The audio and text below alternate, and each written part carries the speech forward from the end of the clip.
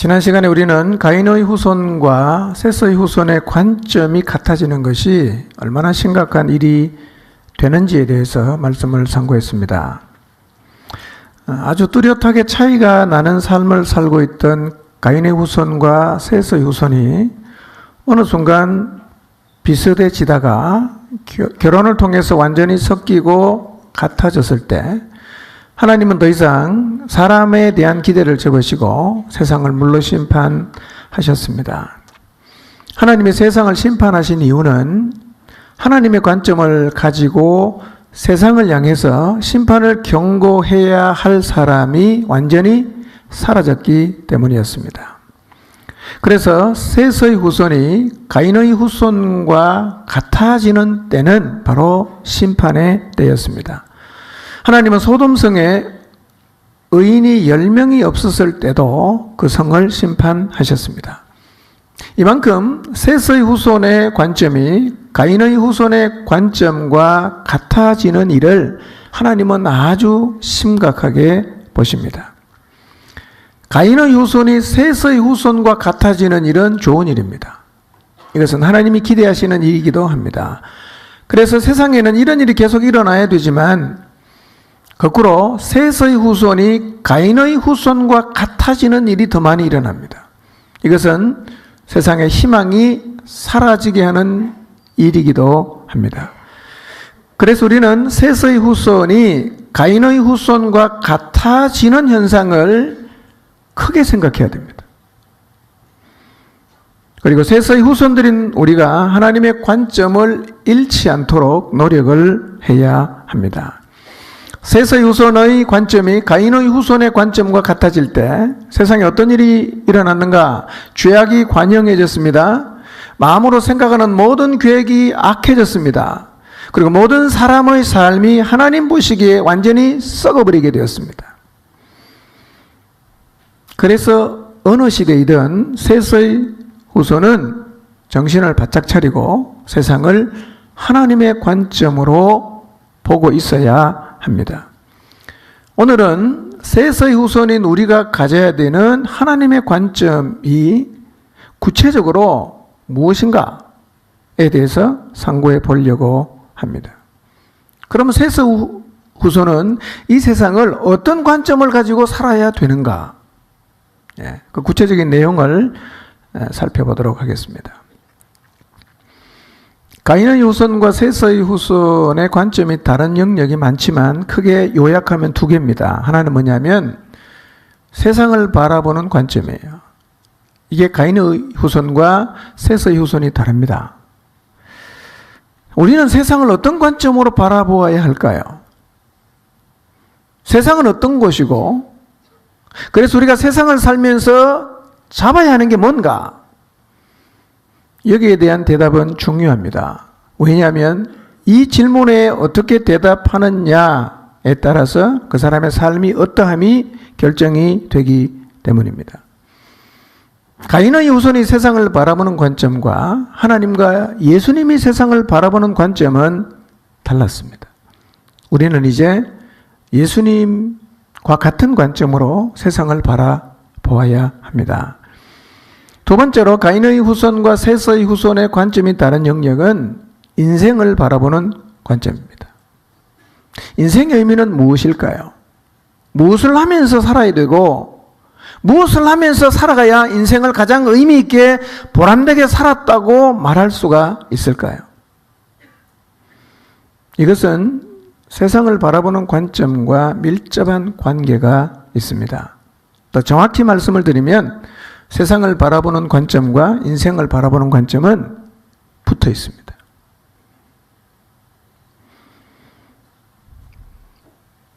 우리가 인생을 바라보는 관점은 육신의 몸을 입고 이 땅에 33년을 사셨던 예수님을 통해서 배워야 합니다. 지난주에 제가 인생이 무엇인가, 세상은 어떤 것인가에 대해서 묵상해 보실 것을 권했습니다. 생각 좀 해보셨습니까? 인생이 무엇이던가요? 세상의 의미는 무엇이던가요? 먼저 여러분 인생이 무엇이라고 정리를 하게 되셨나요? 인생을 살면서 우리는 무엇을 추구해야 할까요? 어떻게 살면 참 잘 살았다 라는 말을 들을 수가 있을까요? 이 질문은 정직한 마음으로 자주 그리고 깊이 묵상하는 것이 필요합니다. 그렇지 않으면 인생을 바라보는 우리의 관점이 금세 세상 사람들과 같아져 버리기 때문입니다. 금세 같아져요. 그런데 인생과 세상을 바라보는 관점이 가인의 후손과 같아져서 우리가 이 땅에 살면서 우리는 셋의 후손인데 가인의 후손과 대화가 너무가 잘 되고 그들과 대화를 나누면 때로는 박수를 치면서 격하게 동의가 된다면 그것은 셋의 후손이 내가 변질되었다고 봐야 합니다. 가인의 후손과 셋의 후손은 관점이 다르기 때문에 아무리 대화를 해도 격하게 동의가 될 수는 없어요. 오히려 대화가 잘 안 되어야 됩니다. 관점이 다르기 때문에 계속 이렇게 빗나가는 거예요. 합의점이 별로 없어요. 일반적으로 인생을 바라보는 관점과 세상을 바라보는 관점은 붙어 있기 때문에 이 두 개의 관점이 하나님을 모르는 사람하고 같아졌다는 얘기는 지금 내 영혼의 상태가 매우 심각하다고 봐야 합니다. 셋의 후손인 우리는 인생을 바라보는 관점이 가인의 후손과 같아지는 것을 경계해야 합니다. 일반적으로 가인의 후손들에게 세상은 어떤 곳이냐면 세상은 잡아야 되는 곳입니다. 잡아야 성공이에요. 잡아야 됩니다. 가인의 후손은 세상을 잡으면 인생을 성공했다고 생각을 합니다. 그래서 가인의 후손들은 세상을 추구합니다. 그리고 세상을 잡으려고 하고 세상을 사랑합니다. 그런데 성경은 가인의 후손들이 잡아야 한다고 생각하는 세상을 사랑하면 안 된다고 말합니다. 요한 1서 2장 15절을 보겠습니다. 읽습니다. 시작.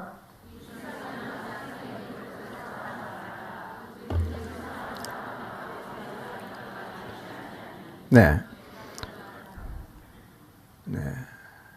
뒤에 건 잘못 나온 겁니다. 네. 자, 성경은 이 세상이나 세상에 있는 것들을 사랑하지 말라고 얘기합니다. 다르게 표현을 하면 세상을 잡으려고 하지 말라 이렇게 말씀하시는 겁니다.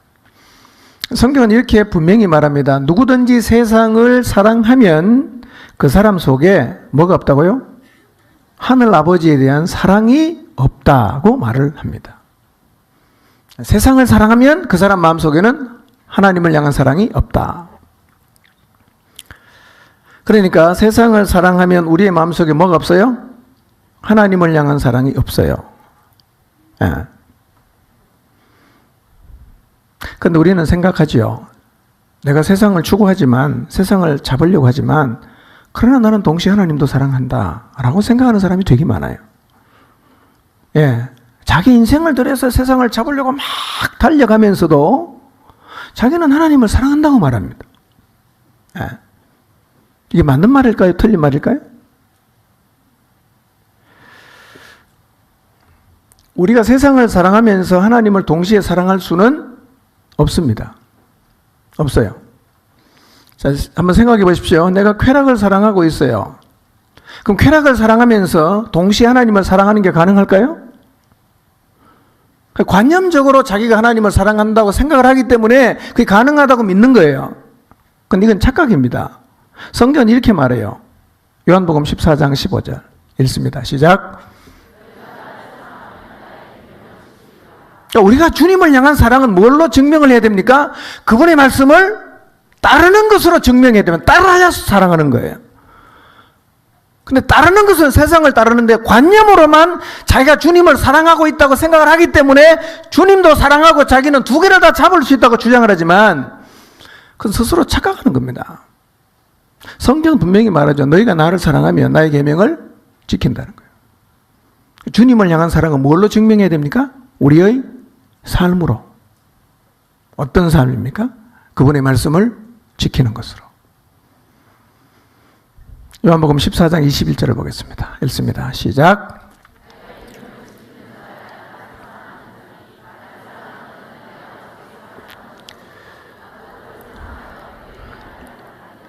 예. 나의 계명을 성경 구절 다시 띄워주세요. 나의 계명을 지키는 자라야 나를 어떻게 하는 사람이다? 나를 사랑하는 사람이다. 예. 그러니까 세상을 추구한다는 자체는 이미 예수님 말씀을 안 듣는 거예요. 세상을 추구한다는 말은 이미 예수님 말씀을 무시하는 겁니다. 예수님 말씀을 무시하는 사람이 예수님을 사랑한다고 어떻게 말할 수 있어요? 근데 아이러니하게도 그런 생각을 하는 사람이 너무 많아요. 그러나 기억하십시오. 성경은 분명히 말합니다. 세상을 사랑하는 사람 속에는 아버지의 사랑이 있다 없다? 없다라고 단언하고 있습니다. 두 개를 다 잡을 수는 없어요. 그러니까 세상을 사랑해서 세상을 추구하고 살아가면서 하나님을 사랑하고 있다고 우기지는 마세요. 그렇게 사는 건 어쩔 수 없는데 그러면서도 자기는 하나님을 사랑하기 때문에 자기 신앙에 아무런 문제가 없다고 우기지는 마십시오. 문제 없는 신앙은 아니에요. 네, 그렇게 살면 그 뒤에 가서 다시 보겠지만요. 아버지 사랑이 없어요. 그러면 세상을 잡으려고 한다는 의미는 무엇일까요? 세상을 잡는다. 뭐 잡을 게 있어요, 세상에는. 그러면 세상에서 세상을 잡아서 내가 성공했다라고 했을 때 의미는 이런 거예요. 요한일서 2장 16절을 보겠습니다. 읽습니다. 시작.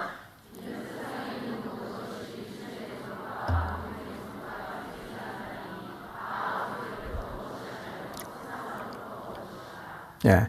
가인의 후손이 세상을 잡으려고 하는데 그 세상에 있는 것을 성경은 세 개로 딱 요약을 했습니다. 첫째 뭡니까? 육신의 정욕, 그 다음에 안목의 정욕, 그 다음에 이생의 자랑. 이 세 가지가 세상에 있는데 이런 것들은 다 아버지께로부터 온 것이 아니라는 거예요. 어디서 왔어요? 세상으로부터 온 것이라고 성경이 말씀하고 있습니다. 근데 안타까운 사실은 이 세 가지를 거머쥐면 하나님으로부터 복을 받았다고 한국교회가 너무 많이 가르쳤어요. 예수님을 믿는데 하나님과 원수되는 삶을 살게 사실은 만들었어요. 그것이 사실은 오늘날 한국교회가 주저앉은 가장 큰 이유 중에 하나입니다.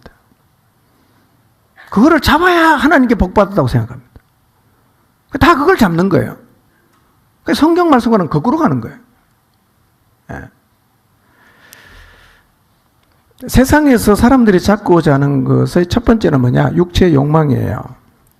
가인의 후손들은 육체가 원하는 것을 잡으려고 합니다. 여러분, 우리가 이 땅에 사는 동안 육체가 원하는 게 많이 있습니다. 여러분도 많이 있죠? 없나요? 이게 없는 사람은 중환자실에 꽂고 있는 사람 빼는 건 다 있습니다. 예. 숨 넘어가기 전까지 육체가 원하는 건 다 있어요. 요즘 한국 사람에게 가장 육체가 원하는 게 뭘까? 아마 여행일 겁니다. 여행. 그래서 자유롭게 품격 있게 여행하기를 원하고 품위 있게 여행을 하면 어느 정도 내가 세상에서 성공했다라는 생각을 스스로 합니다. 또 고상한 취미생활 이것도 육체가 원하는 것입니다. 내 육체를 즐겁게 하는 일도 육체가 원하는 일입니다. 육체가 원하는 것인데 그냥 보기에는 별로 나빠 보이지 않는 것도 있어요. 예. 뭐 그런 것은 뭐 해도 별로 문제가 없겠다라고 보이는 게 있습니다. 뭐 여행도 그 중에 하나이고요. 낚시하는 거, 등산하는 거. 굉장히 건전한 취미 생활처럼 보입니다. 문제는 이 부분이 절제가 안 되면 이것들이 하나님을 향해 나가는데 굉장한 걸림돌이 됩니다. 예. 그런가 하면 우리 육체가 원하는 가운데 건전하지 않고 대놓고 나쁜 게 있어요. 그게 뭐냐? 성적인 쾌락입니다. 포르노, 술, 게임, 마약 등 중독이 되는 것들. 이런 것들은 그 자체로 나쁜 겁니다. 그런데 세상을 추구하는 사람들은 끊임없이 이것을 추구합니다. 그리고 우리가 살고 있는 세상에는 사람의 나이와 경제적인 수준에 따라서 육체의 욕망을 따라 즐길 수 있는 모든 것이 다 준비가 되어 있습니다. 그게 산업입니다. 산업. 예. 얼마든지 와서 즐겨라. 대신 돈은 내야 된다. 다 즐기라는 거예요. 그럼 사람들이 세상에 사는 동안 이 육체의 욕망을 언제까지 추구할까요? 아마 죽기 직전까지 육체의 욕망을 추구할 것입니다. 그런데 그리스도인도 육체의 욕망을 추구할 수는 있어요. 건전한 것이라고 해서 좀 지나치게 추구하기도 하고, 나쁜 것인 건 자기도 아는데 욕망을 이기지 못해서 추구하기도 합니다. 그런데 사단은 육체의 욕망을 추구하는 사람들의 마음의 부담을 덜기 위해서 계속 말합니다. 이렇게 말합니다. 죄라는 것은 원래부터 없는 거야. 인생은 그냥 자기가 하고 싶은 대로 하면서 살아가면 되는 것이다 라고 계속 예수에게 말을 합니다. 사람의 입을 통해서, 매스컴을 통해서 계속 말합니다. 이런 영향으로 세서의 후손도 점점 타락해지고 있고 악해지고 있고, 육체의 욕망을 잡고 누리는 것이 어느덧 세서의 후손들에게조차도 성공의 척도가 되고 있습니다. 나는 육체가 원하는 것을 잡는 것, 이것이 성공이라고 지금 생각하고 있지 않는지를 돌아볼 필요가 있습니다. 만약에 그렇게 생각하고 있다면 여러분도 가인의 후손의 관점을 이미 갖고 있는 겁니다. 두려운 얘기입니다. 누가 여기서 나는 문제없다라고 말할 수 있겠어요? 저를 포함해서 우리 모두는 긴장해야 돼요. 두 번째, 세상에서 잡고자 하는 것, 그것은 눈을 즐겁게 하는 안목의 정욕입니다. 그래서 세상을 추구하는 사람은 끊임없이 눈에 좋아 보이는 것을 가지려고 합니다. 끊임없이 눈에 좋아 보이는 걸 가지려고 합니다. 같은 기능이어도 보기 좋은 것은 보기 안 좋은 것보다 훨씬 더 비쌉니다. 그렇죠? 예. 너무 인생을 힘들게 살아서 그러는 거 잘 모르시겠어요?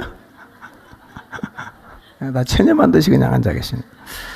자, 교회 건축을 하면서 배운 게 있어요. 그게 뭐냐면, 눈에 보기 좋은 거는 모두가 다 비싸다는 거였어요. 확실히 배웠습니다.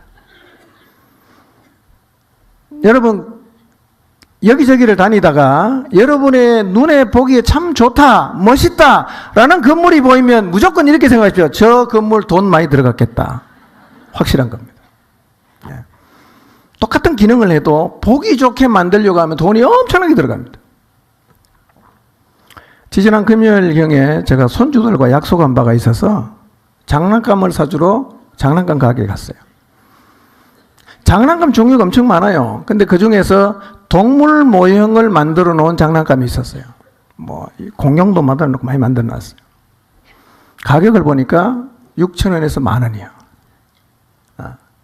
그런데 눈을 옆으로 살짝 돌리니까 그 옆에 거의 비슷한 동물 모양의 장난감이 진열되어 있는데 가격이 10,000원에서 20,000원이에요. 한 2배 정도 비쌌어요.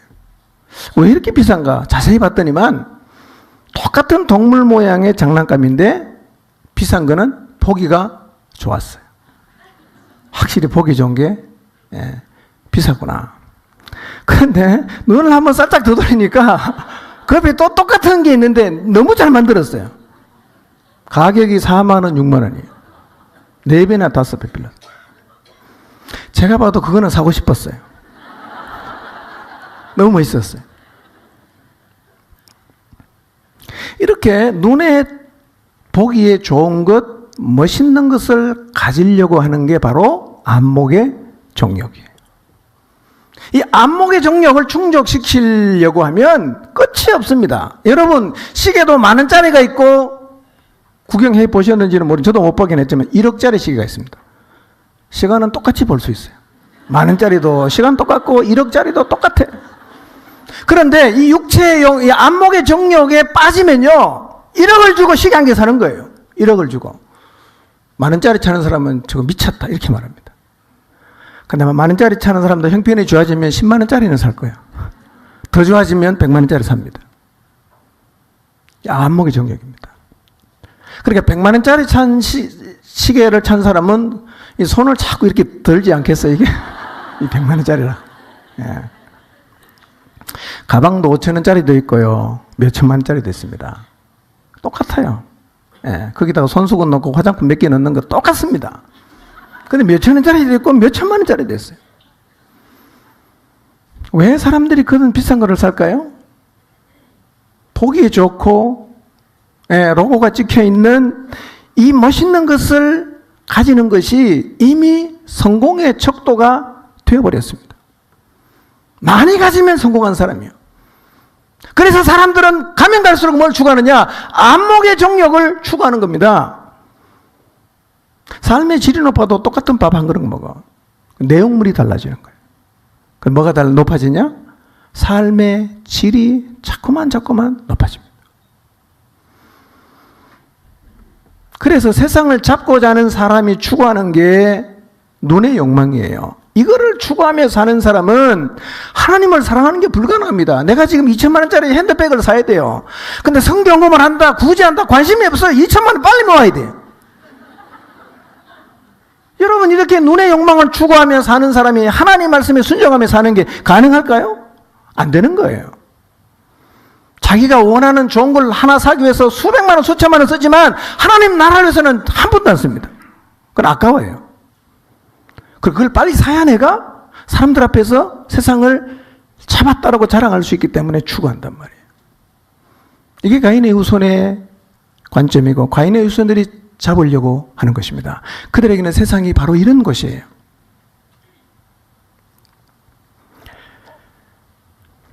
삶의 질이 높아지는 것을 성공이라고 생각하고 있다면 나는 세상을 추구하는 사람이라고 보아야 합니다. 정직하게 인정해야 됩니다. 아파도 인정해야 돼요. 얼마짜리를 가지면 안목의 정욕이라고 말할 수 있는가? 이거는 규정하기는 어렵습니다.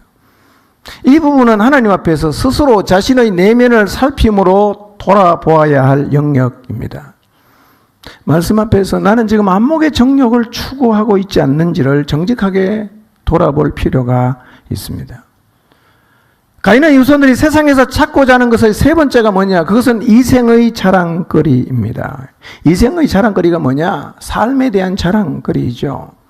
세상을 추구하는 사람은 이것이 많은 것을 성공이라고 생각합니다. 뭘까요, 구체적으로? 좋은 학벌, 갖고 있는 학위, 사람들 모두가 인정하는 직업, 남들보다 앞서가는 것, 남들이 갖지 못한 것을 가지고 있고 남들이 못하는 걸 하고 있는 것, 많은 소유를 가지는 것, 이 외에도 삶의 자랑거리는 수를 헤아릴 수 없을 정도로 많겠죠. 별장 있는 것, 넓은 아파트 갖고 있는 것, 좋은 차 갖고 있는 것 너무너무 많을 것입니다. 나도 이것을 성공의 척도로 생각해서 지금 막 이것을 추구하고 있지는 않는가? 돌아볼 필요가 있어요. 세상을 잡고자 하는 사람이 추구하는 게 굉장히 많지만 딱 요약하면 세 가지 안에 다 들어옵니다. 누구라도 세상이 성공해야 하는 것으로 보이는 사람은 반드시 이 세 가지를 추구하게 돼요. 우리를 한번 돌아봅시다. 우리는 지금 이런 것들을 추구하고 있는 것은 아닌지, 내 관점이 이미 가인의 후손의 관점과 같아져 버린 것은 아닌지를 자주 돌아볼 필요가 있습니다. 여러분, 세상을 살면서 이런 영향을 받지 않고 사는 게 쉽지 않습니다. 정말 어려운 일입니다. 성경은요, 이런 삶의 결과는 이렇다고 얘기하고 있어요. 요한일서 2장 17절입니다. 읽겠습니다. 시작.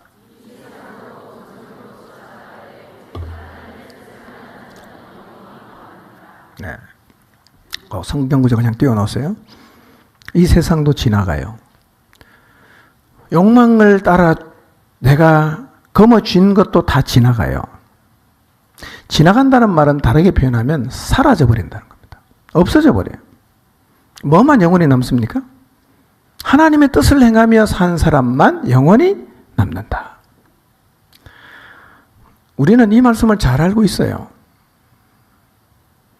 그럼에도 우리는 여전히 세상을 추구하면서 살고 있을 수가 있습니다. 여러분, 노아 시대 사람들 에녹을 통해서, 노아를 통해서 수없이 많은 하나님의 경고를 들었습니다. 한 명도 돌이키지 않았어요. 셋의 후손도 돌이키지 않았습니다. 오늘 나도 그렇할 수가 있습니다. 그렇게 살면 안 된다고, 그 소용없는 짓이라고, 다 없어진다고 아무리 경고를 해도, 마치 에녹과 노아의 얘기를 듣고도 아무도 사람들이 돌아서지 않았던 것처럼 우리도 여전히 들었지만, 알고 있지만 세상을 추구하면서 살아가고 있을 수가 있어요. 여러분, 노아 시대에 셋의 후손도 노아의 경고 안 들었잖아요. 우리도 그럴 수 있거든요. 나도 그럴 수 있어요. 나는 어떤가 지금? 정직하게 돌아봐야 합니다. 세상에 살면서 세상을 추구하지 않는 것 어려운 일입니다. 정말 어렵습니다. 영적인 힘이 없는 사람은 흉내도 못 냅니다. 다 쓸려가는 거예요. 얼마나 탕류가 세차게 흘러가는지, 얼마나 강폭이 넓은지 잘못 들어가면 다 떠내려가 버립니다. 여러분, 세상 역주행하는 거 쉽게 생각하지 마십시오. 만만치 않습니다. 그래서 그렇게 사는 사람이 별로 없는 거예요. 그렇게 사는 게 두려워요. 아무도 박수 안 쳐줍니다. 근데 우리가 꼭 기억해야 될 게 있어요. 우리는 세상에 살고 있어요. 그러나 세상에 속한 사람은 아니에요. 예수님께서 말씀하셨어요. 요한복음 15장 19절입니다. 읽겠습니다. 시작. 세상이 자기의 것을 사랑할 것이나 너희는 세상에 속한 자가 아니요 도리어 내가 너희를 세상에서 택하였기 때문에 세상이 너희를 미워하느니라. 우리는 세상에 속하지 않았어요. 우리는 이 세상에서 하나님의 택함을 받은 자들입니다. 여기 살고 있는데 소속은 여기가 아니에요. 그렇기 때문에 세상을 추구하지 않고 사는 게 마땅한 거예요. 우리 원래 그런 사람들입니다. 속하지 않았어요. 요한복음 17장 16절을 보겠습니다. 읽겠습니다. 시작.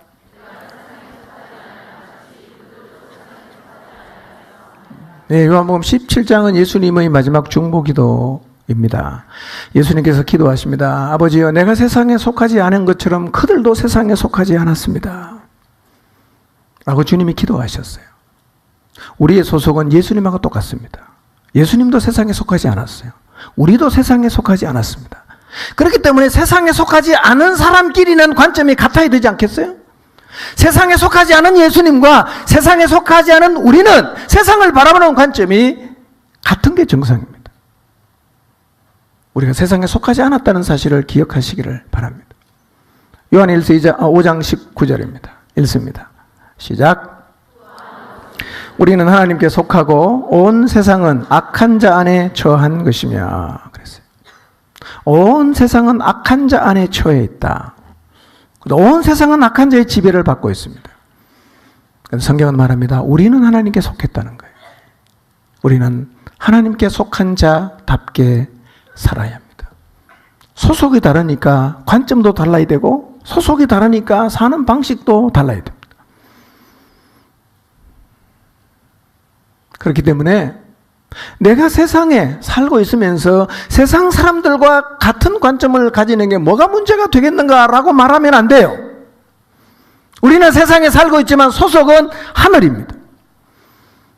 하나님께 속한 우리는 세상에 속해서 악한 자의 지배를 고스란히 받고 있는 자들과 같은 모양으로 살면 안 됩니다.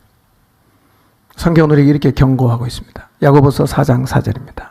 읽습니다. 시작. 가늠하는 사람들이여, 세상과 버탐이 하나님과 등지는 일임을 알지 못합니까? 누구든지 세상의 친구가 되려고 하는 사람은 하나님의 원수가 되는 것입니다. 세상과 버타며 사는 것이 별것 아니다라고 생각하는 사람들을 향해서 성경이 하시는 경고입니다. 뭐라고 말합니까? 세상과 버타는 것은 하나님의 등을 지는 것이다 라고 말씀하고 있습니다. 여러분, 세상과 버타며 사는 것이 하나님을 등지는 일이라고 하신 이 말씀을 마음에 새기시기를 바랍니다. 만약에 우리가 세상을 추구하고 세상에서 성공하려고 육체 욕망과 안목의 욕망과 삶에 대한 자랑거리를 만드는 일에 내 인생을 투자하고 살아가고 있으면 그것은 스스로 하나님을 등지고 있는 것이고, 내가 그 세상과 친구가 되려고 한다면 나 스스로를 하나님의 원수되는 자리에 세워 놓는 것입니다. 누가 그렇게 말했습니까? 성경이 그렇게 말했어요. 그럼 세상에 발을 붙이고 사는 우리가 남들이 다 추구하는 세상을 추구하지 말아야 한다면 우리는 무엇을 추구하며 살아야 됩니까? 세상에서 무엇을 추구하며 살아야 하는지를 알려고 하면 먼저 우리가 세상을 어떤 관점으로 보아야 하는지부터 생각해야 합니다. 관점이 달라져야 삶이 달라지기 때문입니다. 그래서 예수님을 통해서 세상을 어떤 관점으로 보아야 하는지를 확인해 보도록 하겠습니다. 근데 예수님의 관점은 참 독특했어요. 그 당시 유대인들도, 유대 종교 지도자들도 예수님의 관점을 받아들이지 않았어요. 받아들일 수도 없었어요. 너무 독특했어요. 이 예수님이 세상을 바라보는 관점은 복음서 전반에 나타나는 것인데, 오늘은 그 중에 몇 개의 말씀을 통해서 예수님이 세상을 어떤 관점으로 보셨는지를 살펴보도록 하겠습니다. 먼저 본 말씀 17절에서 19절을 읽겠습니다. 시작.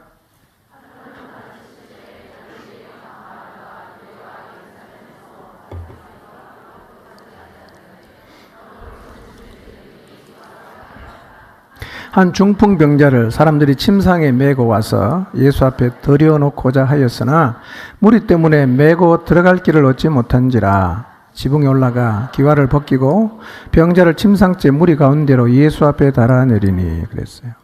하루는 예수님이 가르칠 때 주님이 주로 하신 게 가르치고 전파하시고 고치시고 이걸 하셨거든요. 갈릴리 강마을과 유대와 예루살렘에서 온 바리새인하고 율법 교사들이 다 같이 앉아 있어요. 그때 한 중풍병자를 사람들이 침상째 이렇게 들고 왔어요. 그래서 예수님 앞에 들어가려고 하는데 사람들이 너무 많아갖고 그 군중을 뚫고 예수님께로 갈 수가 없는 거예요. 그래서 이 사람들이 지붕으로 올라갔어요. 그 기와를 벗겨내고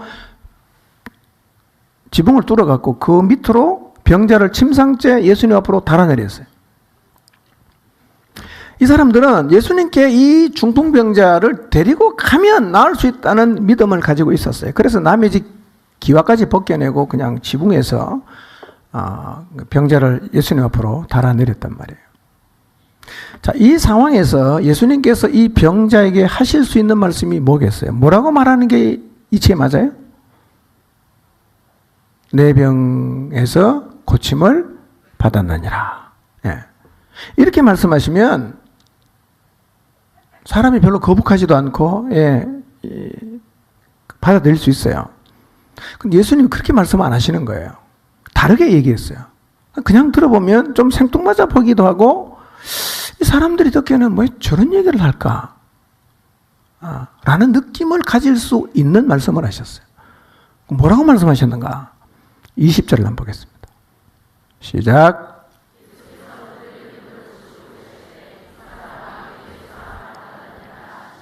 네.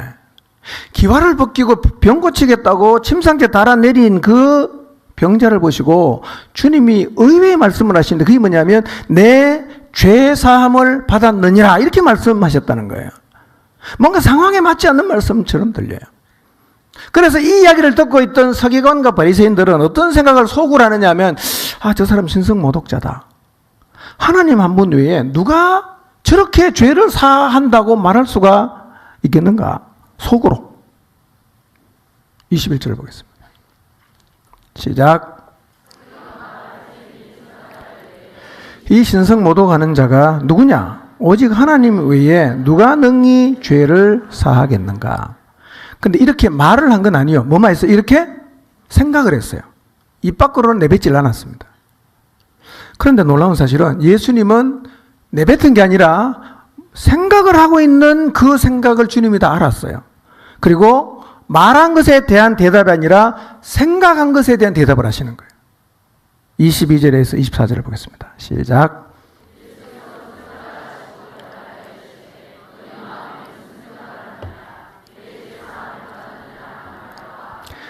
걸어가라 하는 말이 어느 것이 쉽겠느냐.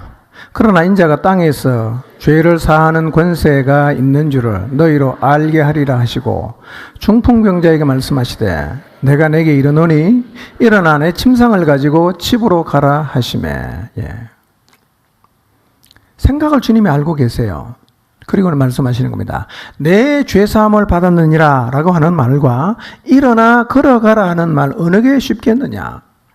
그러나 내가 너희에게 지금 이렇게 말하는 이유는 인자가 땅에서 죄를 사하는 권세가 있는 것을 너희로 알게 하기 위해서 그렇게 했다 라고 말씀하신 다음에 중풍병자에게 그들이 다 알아들을 수 있는 말로 내가 내게 이른다 침상을 가지고 집으로 가라 이렇게 말씀하셨어요.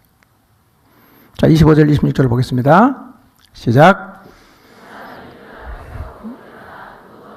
가지고 하나님께 영광을 돌리며 자기 집으로 돌아가니 모든 사람이 놀라 하나님께 영광을 돌리며 심히 두려워하여 이르되 오늘 우리가 놀라운 일을 보았다 하니라.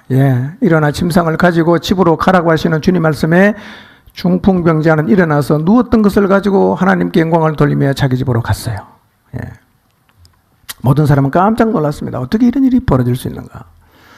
이번에 베트남 가서 나환자촌을 방문했어요. 몇 가정을 다니면서 기도를 해줬는데요. 한 집에 갔더니만 어머니는 나환자, 요즘은 한센시병이라고 그럽니다. 한센시병. 아들은 중풍이요. 한쪽 팔을 못 써. 앉아있어. 말도 어눌해. 저보고 기도해달래. 말할 수 있도록. 걸을 수 있도록. 자, 순간적으로 생각했어요. 난 예수님 아닌데. 하여튼 기도는 했어요. 기도는 하고 왔는데, 중풍병은 현대의학으로도 못 고치거든요. 중풍병은 아무리 병원에 가도 그냥 열심히 재활 운동에서 조금, 좀 자유롭게 할 수 있는 정도는 할 수 있지만 고칠 수가 없거든요. 예수님은, 말씀으로 이 중풍병자를 고쳤습니다. 자, 근데 우리가 여기서 좀 생각해 볼 필요가 있어요. 왜 예수님은 중풍병자한테 일어나 걸어가라는 얘기를 먼저 안 하시고 내 죄사함을 받았다는 말을 먼저 하셨을까요? 이 얘기는 참 분위기 안 맞는 얘기예요. 그러나 예수님은 거기서 그런 얘기를 하신 이유는 갈릴리 강마을과 유대와 예루살렘에서 찾아온 바리새인과 율법 교사들이 앉아 있었잖아. 의도적으로 그렇게 말씀하신 거예요. 여러분, 지금 예수님께서 뭔가 지금 모자라갖고 이 대화를 할 수 있는 부분이 좀 부족해서 이런 얘기를 한 게 아니에요. 지금 내 죄사함을 받았느니라 라고 말씀하신 예수님은요, 이 바리새인들이 속으로 하고 있는 생각까지도 다 아시는 분이에요. 그러니까 주님은 지금 실수한 게 아니라는 거예요. 정말 하고 싶고 사람들에게 알려주고 싶은 얘기를 주님이 하셨어요. 예수님께서 이 사건을 통해서 하고 싶은 얘기가 뭐냐 이거예요. 인자가 땅에서 죄를 사하는 권세가 있다는 것을 알게 하려는 것이었어요. 인자가 땅에서 죄를 사하는 권세가 있다는 것을 알게 하려고 주님 일부러 그렇게 말씀하셨어요. 여러분, 예수님은 모든 사람의 죄를 사하시기 위해서 오신 분이십니다. 자, 이와 유사한 사건이 또 하나 있었어요. 누가복음 7장 47절에서 50절 읽어보겠습니다. 시작. 그의 많은 죄가 사하여졌도다. 이는 그의 사랑함이 많음이라. 사함을 받은 일이 적은 자는 적게 사랑하느니라. 이에 여자에게 이르시되 내 죄사함을 받았느니라 하시니 함께 앉아 있는 자들이 속으로 말하되 이가 누구이기에 죄도 사하는가 하더라. 예수께서 여자에게 이르시되 내 믿음이 너를 구원하였으니 평안히 가라 하시니라. 이야기 앞부분은 이렇습니다. 바리새인 시몬의 집에 예수님이 가셨을 때 일어난 일인데요. 그 집에 가 계시는데 그 동네 죄인인 한 여자가 예수님의 뒤에 발 곁에 서서 막 울면서 눈물로 주님의 발을 적시는 거예요. 그리고 자기 머리털을 가지고 예수님 발을 씻어요. 그 발에 입을 맞춰요. 향유를 부었어요. 이 광경을 지켜보고 있던 이 예수님을 초청한 바리새인 시몬이 마음으로 생각하는 겁니다. 야, 이 사람이 선지자라면 자기를 만지고 있는 이 여자가 누군지 죄인인 것을 알 텐데 왜 가만히 있지? 라고 속으로 생각했어요. 근데 예수님은요, 시몬이 마음에 사는 소리를 또 들으셨어요. 그리고는 시몬에게 대답하는 거예요. 시몬아, 내가 너에게 할 말이 있다. 그리고 비유를 하나 드셨어요. 빚을 주는 사람에게 빚진 자가 둘이 있었다. 한 사람은 500데나리온 줬고 하나는 50데나리온 빚을 졌다. 근데 둘 다 갚을 게 없어갖고 두 사람에게 다 그 빚을 탕감해 주었다면 둘 중에 누가 그를 더 사랑하겠느냐? 라고 질문을 했어요. 시몬이 대답합니다. 더 많이 탕감을 받은 사람입니다. 그때 예수님께서 시몬에게 말씀하십니다. 이 여자를 봐라. 내가 내 집에 들어왔을 때 너는 내게 발 씻을 물도 주지 않았지만 이 여자는 눈물로 내 발을 적시고 자기 머리털로 닦았다. 너는 내게 입을 맞추지 않았으나 이 여자는 들어와서부터 줄곧 내 발에 입을 맞추었다. 너는 내 머리에 기름을 발라주지 않았으나 이 여자는 내 발에 향유를 발랐다. 그래서 내가 너에게 말한다. 이 여자의 많은 죄가 사하여졌다. 이는 이 여자가 많이 사랑하였기 때문이다. 적게 받은 사람은 적게 사랑한다 하시고 여자에게 말씀하십니다. 내 죄사함을 받았느니라. 이렇게 말씀하죠. 함께 식사 자리에 앉았던 사람들이 또 속으로 생각합니다. 이 사람이 누군데 죄도 사하는가? 속으로 말했어요. 자, 예수님은 이 두 사건을 통해서 죄사함에 대한 말씀을 하셨습니다. 왜 예수님은 사람들이 이해를 못하고 선뜻 받아들이기가 쉽지 않은 이 죄사한다는 얘기를 하신 것일까요? 그것은 예수님께서 이 세상에 오신 목적이 죄인들의 죄를 사하기 위함이라는 사실을 알리시기 위함이에요. 여러분, 예수님 이 땅에 오셔서 하신 일이 많아요. 병 고치고 가르치고 전파하고 기적도 표적도 많이 행하셨습니다. 그러나 이 모든 일들은 자기가 누군지를 알리기 위해서 하신 일이지 병 고치는 게 예수님께서 이 세상에 오신 목적은 아니었습니다. 예수님이 세상에 오신 목적이 뭡니까? 죄를 사하는 거예요. 죄 때문에 멸망에 가는 사람들의 죄를 사해서 멸망으로 건지는 것이 예수님께서 이 세상에 오신 목적이란 말이에요. 왜 예수님이 그러면 죄를 사하기 위해서 오셔야만 했습니까? 이 땅에 살고 있는 모든 인간은 스스로 해결하지 못하는 죄를 가지고 있기 때문입니다. 로마서 3장 10절에서 17절 읽어볼까요? 읽습니다. 시작. 의인은 없다. 한 사람도 없다. 깨닫는 사람도 없고 하나님을 찾는 사람도 없다. 모두가 곁길로 빠져서 쓸모가 없게 되었다. 선한 일을 하는 사람은 없다. 한 사람도 없다. 그들의 목구멍은 열린 무덤이다. 혀는 사람을 속인다. 입술에는 독사의 독이 있다. 입에는 저주와 독설이 가득 찼다. 발은 피를 흘리는 일에 빠르며 그들이 가는 길에는 파멸과 비참함이 있다. 그들은 평화의 길을 알지 못한다. 성경은 이렇게 말합니다. 세상에 의인은 한 사람도 없다. 세상에 의인은 한 명도 없어요. 깨닫는 사람도 없어요. 스스로 하나님을 찾는 사람도 없습니다. 선한 일을 하는 사람도 없습니다. 모두가 곁길로 빠져서 쓸모가 없게 되었습니다. 그들의 목구멍은 열린 무덤 같습니다. 혀는 사람을 속입니다. 입술에는 독사의 독이 있어요. 입에는 저주와 독설이 가득합니다. 발은 피를 흘리는 데 빠릅니다. 그래서 그들이 가는 길에는 파멸과 비참함이 있습니다. 그들은 평화의 길을 모릅니다. 그래서 죄인이 가는 길에는 파멸과 비참함만이 있을 뿐입니다. 모든 사람이 다 죄인이에요. 왜 예수님께서 죄를 사하기 위해서 이 땅에 오셔야만 했던가? 이 땅에 살고 있는 모든 사람이 다 죄인이기 때문입니다. 로마서 3장 23절입니다. 읽읍시다. 시작. 모든 사람이 죄를 범했어. 누구도 하나님 영광에 도달할 수가 없어요. 그 죄의 결과는 무엇인가? 로마서 6장 23절입니다. 읽겠습니다. 시작.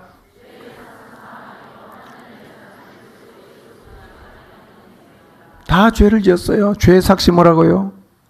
죄의 결과가 뭐라고요? 사망, 멸망이라는 거예요. 이제 모든 인간들은 죽은 후에 죽고 나면 심판을 받습니다. 그리고 영원한 멸망으로 가게 돼요. 이것이 이 땅에 살고 있는 죄인들의 운명입니다. 죽으면 다 그 자리로 갑니다.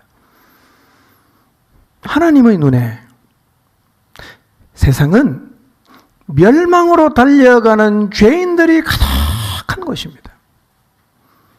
그래서 하나님의 눈에 세상은 어떻게 보이는가? 저 멸망으로 가는 죄인들을 구원해야 하는 곳으로 보였다는 것입니다. 이것이 하나님이 세상을 바라보는 관점이에요. 죄 때문에 영원한 멸망으로 가는 사람들로 꽉 차 있는 세상, 그들을 구원해야 된다. 이것이 세상을 바라보시는 하나님의 관점이었습니다. 하나님이 세상을 이렇게 보셨어요. 이런 세상으로 보셨습니다. 그래서 그분은 이 세상에서 죄 때문에 영원한 멸망으로 가는 인간들을 구원하기 위해서 아들을 세상에 보내십니다. 그리고 그 아들을 통해서 사람들의 죄를 사하게 하시는 거예요. 왜 사하게 합니까? 멸망으로 가는 인간을 건져내려고. 죄를 사해야 심판 안 받고, 죄가 사함을 받아야 멸망으로 안 가니까. 멸망으로 가는 죄인들로 가득 찬 세상, 하나님의 관점이 세상이 그런 것이요. 그래서 하나님은 그 아들을 보내서 멸망으로 가는 사람들의 죄를 사하게 하신 거예요. 이것이 예수님이 오신 목적이에요. 이 하나님의 관점을 가장 잘 표현한 것이 요한복음 3장 16절입니다. 읽어보겠습니다. 시작.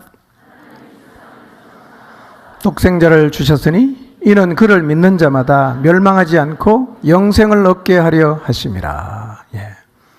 하나님이 세상을 보실 때 세상이 어떤 곳이냐? 멸망으로 가는 사람이 가득한 곳이요. 아들을 보냅니다. 멸망으로 가는 영혼들이 구원을 얻고 영생을 얻는 길을 그 아들을 통해서 여신 거예요. 이것이 하나님의 아들이신 예수 그리스도, 그분이 이 땅에 오신 목적이었어요. 우리가 하나님과 같은 관점으로 세상을 본다는 의미가 무엇이겠어요? 하나님이 세상을 그렇게 보세요. 그럼 우리가 하나님과 같은 관점을 가지고 세상을 본다는 의미가 무엇이겠어요? 우리는 세상을 가인의 후손처럼 잡아야 하고 성공해야 하는 것이 아니라 죄사함을 받지 못해서 멸망으로 가는 영혼이 가득한 것으로 보여야 합니다. 그래서 우리의 인생의 목적이 그 멸망으로 가는 영혼을 건져내는 것이 되어야 한다는 거예요. 그것이 우리가 하나님과 같은 관점을 가진다는 의미입니다. 여러분, 세상이 어떻게 보이십니까? 세상을 추구하고 성공한 사람이 부럽게 보이나요? 세상을 바라보면 멸망으로 가는 영혼들이 보여야 되고 그 영혼이 불쌍하게 보여야 됩니다. 여러분, 사람이 아들을 보내서 구원의 길을 여셨음에도 불구하고 계속해서 세상을 추구하고 살다가 죽으면 다 어디로 갑니까? 영원한 멸망으로 가지 않습니까? 이것은 반드시 곧 도래해야 할 사실이에요. 하나님이 이걸 보고 계시는 거예요. 하나님이 가장 급한 게 뭐냐? 멸망으로 가는 영혼을 건져내는 거예요. 이게 제일 중요한 거예요.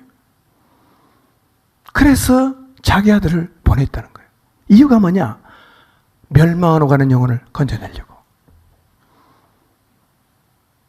이것이 예수 그리스도의 인생의 목적이었어요. 우리도 예수님과 동일한 인생의 목적을 가져야 합니다. 하나님의 관점과 똑같은 관점을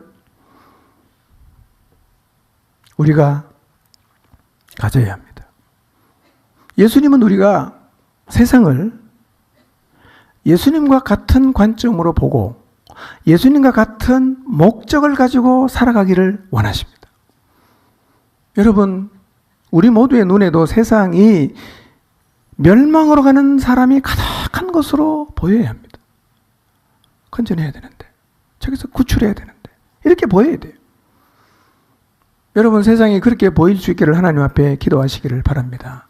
그렇게 보이면 인생의 의미가 뭐가 되겠어요? 건져내는 거예요. 멸망으로 가는 영혼을 건져내는 것, 이것이 우리 인생의 목적이 되는 것입니다. 참 생각해 보십시오. 우리가 세상에 살고 있는데 멸망으로 가는 영혼을 건져내는 것을 인생의 목적으로 삼아도 됩니까? 한 번밖에 없는 인생을 살면서 멸망으로 가는 영혼을 건져내는 것을 인생의 목적으로 삼는다면 그것이 과연 지나친 일일까요? 절대로 그렇지 않습니다. 이제는 우리 모두가 예수님과 같은 관점으로 세상을 봐야 합니다. 예수님과 같은 인생의 목적을 가져야 합니다. 다음 주에 말씀드리겠지만 하나님이 가장 기뻐하는 게 뭐냐?